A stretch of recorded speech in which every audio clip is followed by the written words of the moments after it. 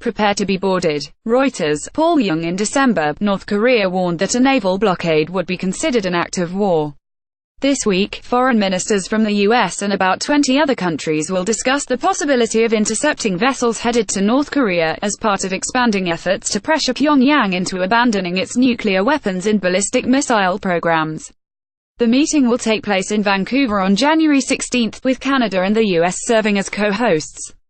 Attendees will primarily be the nations that sent troops to the Korean War of 1950–53, among them South Korea, Japan, Australia, India, Britain, and France. Neither China nor Russia will attend, though they will be given a readout of the discussion. Beijing has criticized the meeting. The Trump administration said repeatedly last year that China, North Korea's largest trade partner by far, has the leverage to apply meaningful pressure on Kim Jong-un's regime if it wants. China has agreed to tighten UN sanctions against its neighbor.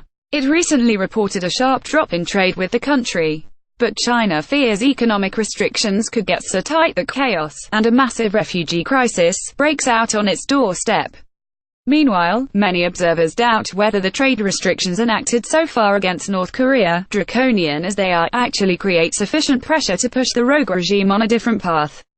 One obvious way to intensify pressure would be to intercept ships, which for the most part have continued to move freely in and out of the secretive country. Considering that North Korea has two long coasts, it would likely require many nations working together to intercept ships effectively.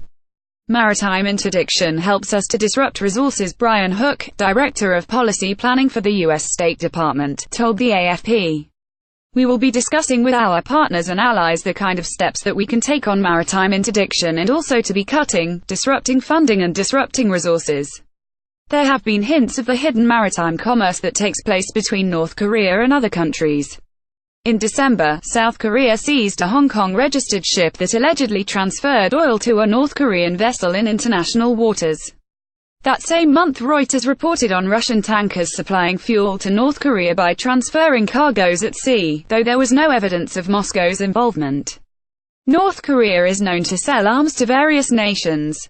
In August 2016, custom agents in Egypt discovered more than 30,000 rocket-propelled grenades under bins of iron ore paywall in a ship originating from North Korea but flying a Cambodian flag.